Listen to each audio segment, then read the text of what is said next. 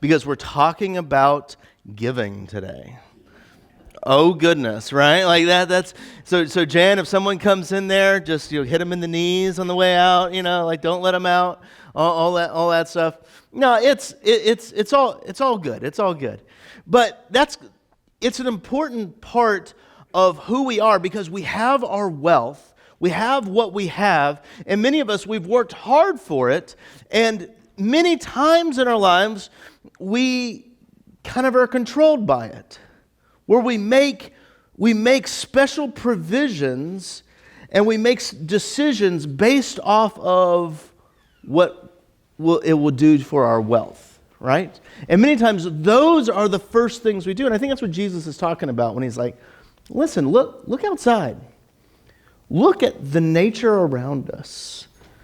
And God takes care of it. God will take care of you. But to really show this, it's hard for me just to preach on concepts. I get bored easily, and if I preach just on a concept for too long, I'll get bored with myself. So I like to tell stories. And there's an interesting story from Abram, who's also, God changed his name later to Abraham. So if you hear me say Abraham and it's supposed to be Abram, don't worry. That is just me slipping up, okay?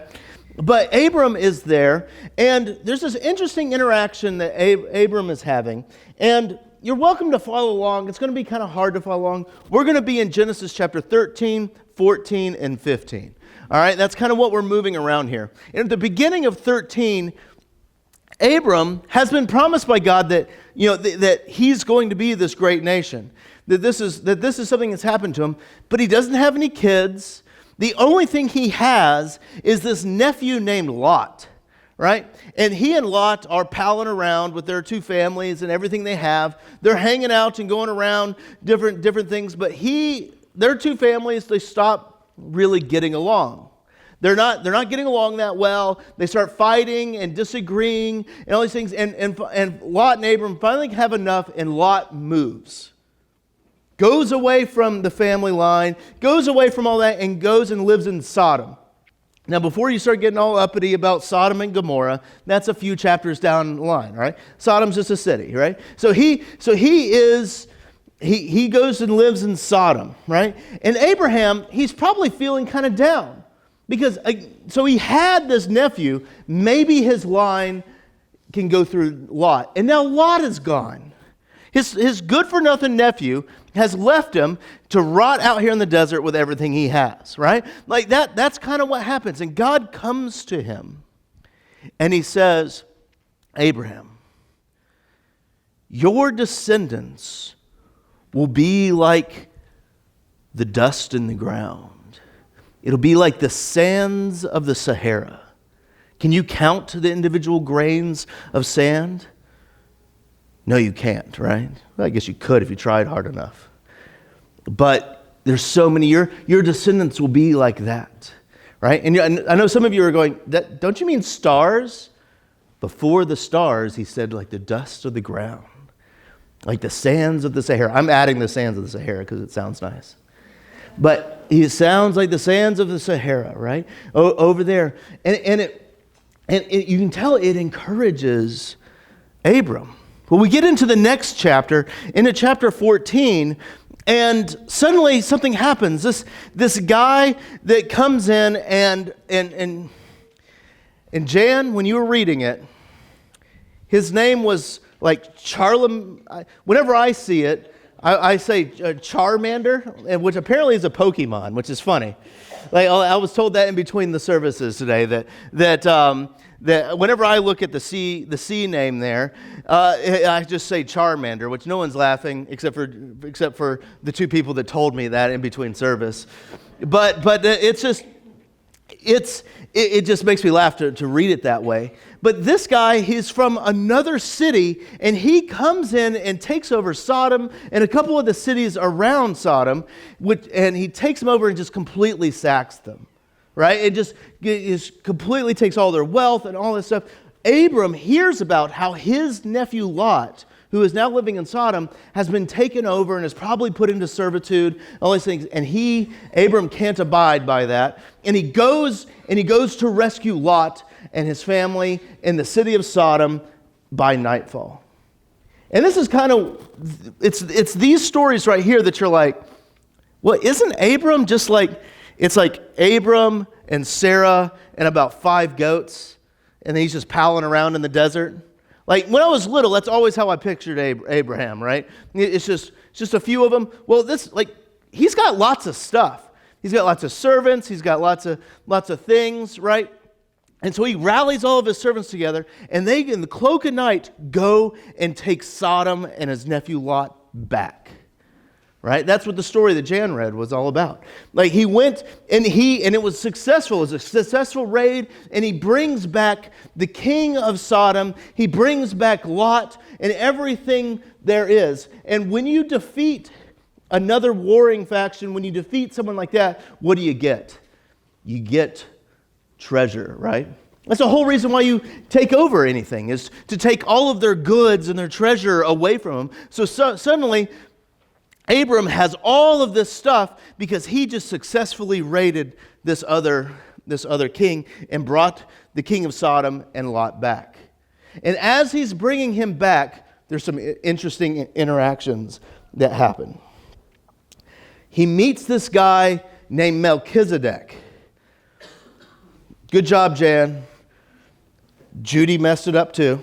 in the first Melchizedek. Now, there's a reason why we don't know this name too well. It's because he's only mentioned a few times in the Bible.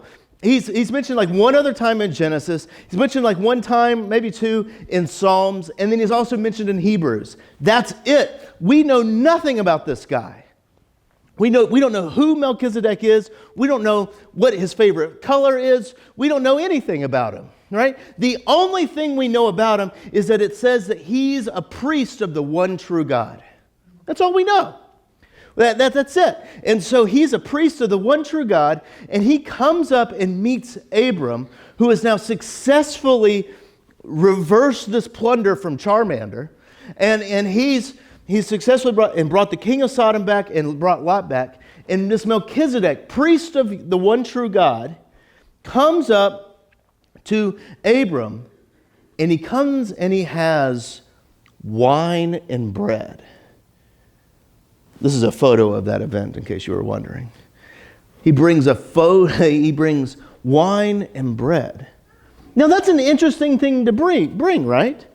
When you hear someone bringing wine and bread, or bread and wine, what does that make you think of? What? Communion? Lord's Supper? What else? Think Old Testament. What? Like that's, it makes me think of like the Passover, right? That Passover. Now, when is this story?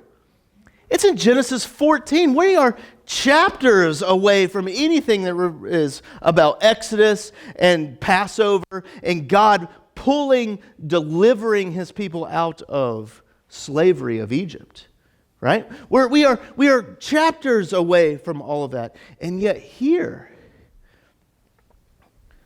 when God uses Abraham to deliver Lot and the king of Sodom out of this, we see that he brings bread and wine. I think there's some strong foreshadowing there, and we need to pay attention to that.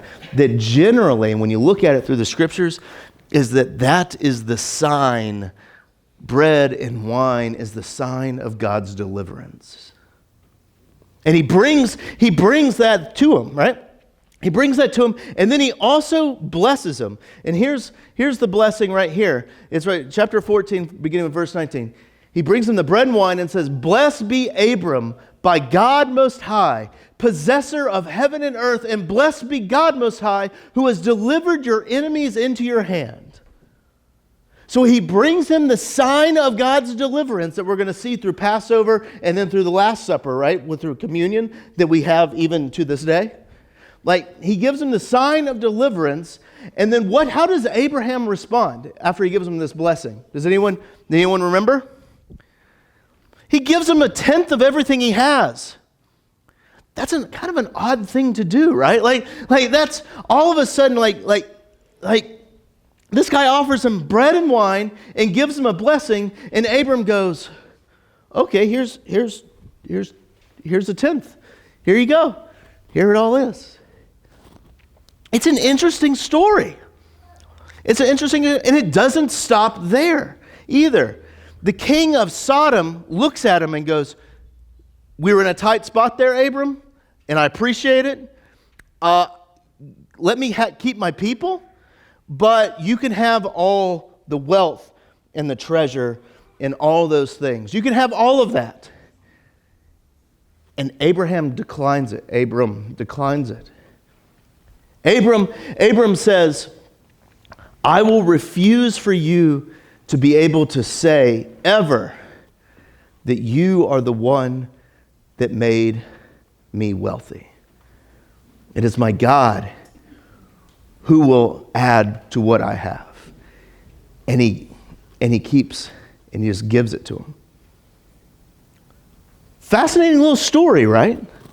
Like, I was fascinated by it because it's pretty explicit in a couple of things. Like Abram is told by God, your descendants will be like the sand of the Sahara, will be like the dust of the ground, your descendants will be. And then all of a sudden he finds out that Lot, who is good for nothing nephew Lot, has left him already, but he finds out his nephew Lot has been captured, and Abram's like, well, let's go get him.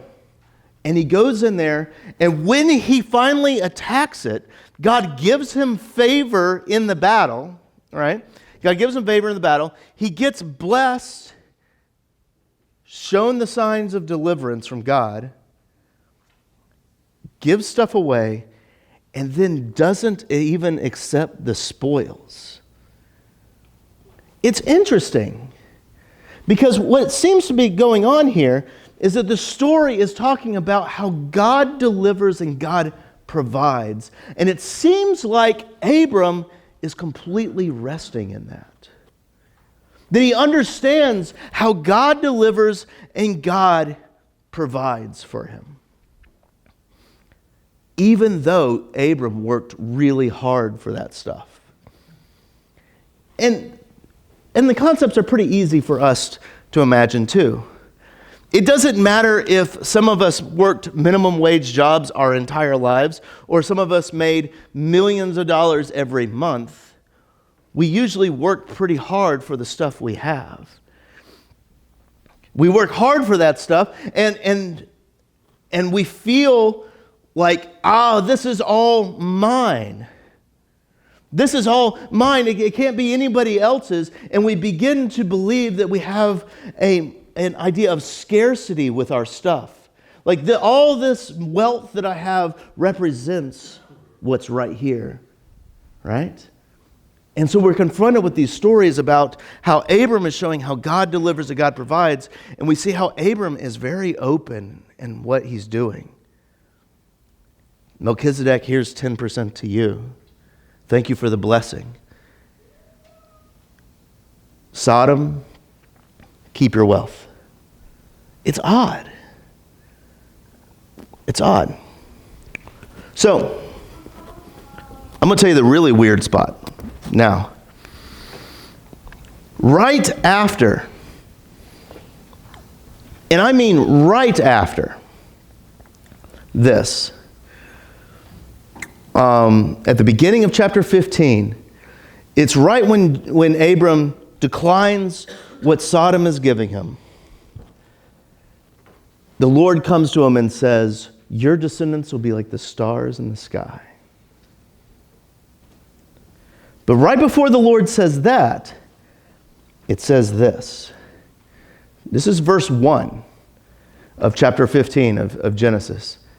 And after these things, so right after Abram says no, he goes, after these things, the word of the Lord came to Abram in a vision and said, fear not, Abram. I am your shield, I'm your protector, I'm watching over you, oh, yada, yada, yada, right? Your descendants will be like the stars in the sky. And I remember, you know how sometimes when you're reading something or you're watching something and you see something so profound that it makes you kind of sit back and go, oh goodness. It kind of adjusts your whole worldview for a second. Like that's, when we were preparing for this sermon, when I got to here, I was like, wait a second. Fear not. Why is God telling him to fear not in this vision? And when I looked back through all of that, when I looked back at when Lot left him and God said your descendants will be like the dust of the ground, like the sands of the Sahara, I realized something, that through this whole time of Abraham being very open and being very, very generous in everything he's doing, right? He's scared the whole time. He has fear and there's concern the whole time. And I sat back and went, oh, that changes things. Because there's times in my life where I get scared about what's happening around me and I begin to curl in. And those are very real fears, right? Listen, all right, we got to talk about the church here for a second. You guys have been incredible, by the way. As a church, you guys have been absolutely incredible. Like let's just gloat about the Bahamas stuff from what was that, a month and a half ago? Like we had someone stand up and go, that hurricane could have hit us. Let's give because it hit them. Right? It could have cost us a lot. And this church, and we're just a little church. Like we're on the upswing right now. We'll see how long that lasts, right? Just one bad sermon away, right? That's me thinking scarcity right there, right? But God, this church gave $5,000. Like that in like 3 weeks. That's a lot of money for a little church like ours, just to give off the cuff like that. And that's incredible. Like that is recognizing that the Lord's favor is with us. And that happens all the time. Let's talk about that, the building project out there. Like we're still working on that. We've definitely had some worrying moments with the wall and all that stuff, right? For those who don't know what I'm talking, actually you two, talk to me about the wall after the service. They were gone all summer. They abandoned us, right? But I'll tell you about it. It's a good story. But it's we have this wall, we have this scarcity, and it looks over there, and that was scary for a while. But you know what else really scared me for a while about that project? Remember back when we voted on the project here? The building committee put a 70%, a supermajority on that vote. We had to get at least 70%, because we didn't want to do it on a simple majority, because that's like, half the church then is against you. That's not a good thing, right? And I was so scared, because we had dumped a bunch of time into this project already, and this project is good. At least it looks good. It could still all fall through, and that's fine if it does. But I was scared that day of the vote. I was like, what if it doesn't pass? And we still did it.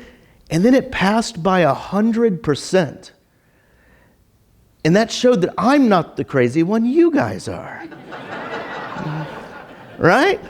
Like it was like you guys are all in on this project, and I couldn't, I was blown away by that.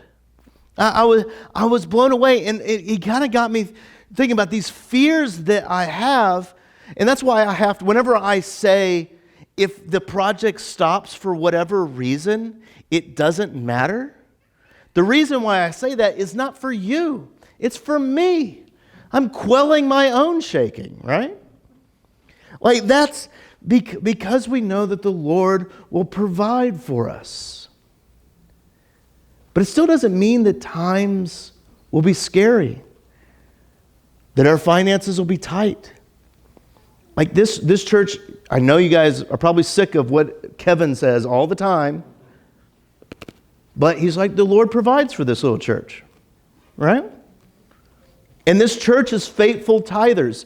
The church here gives 10% away, right? Hopefully I'm saying that correctly.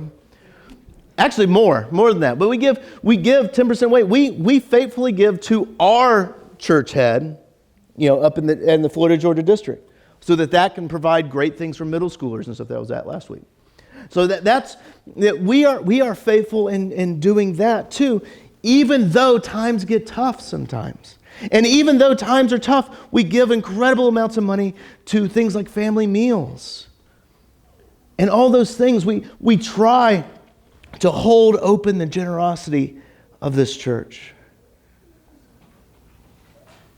And then we got to the part where Jesus says, look at the little lilies of the field. Look at the birds of the airs.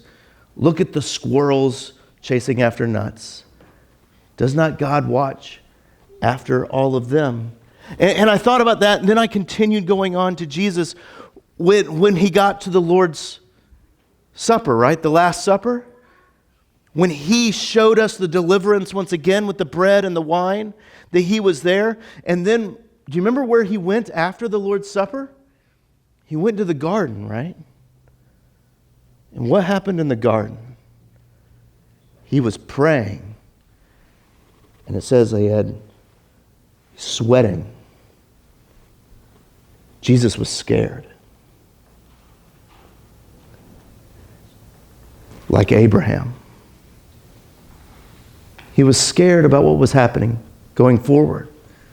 They didn't know where things were going, didn't know what things would look like, and yet he continued on. He held open the openness of his life where he walked straight to the cross, right?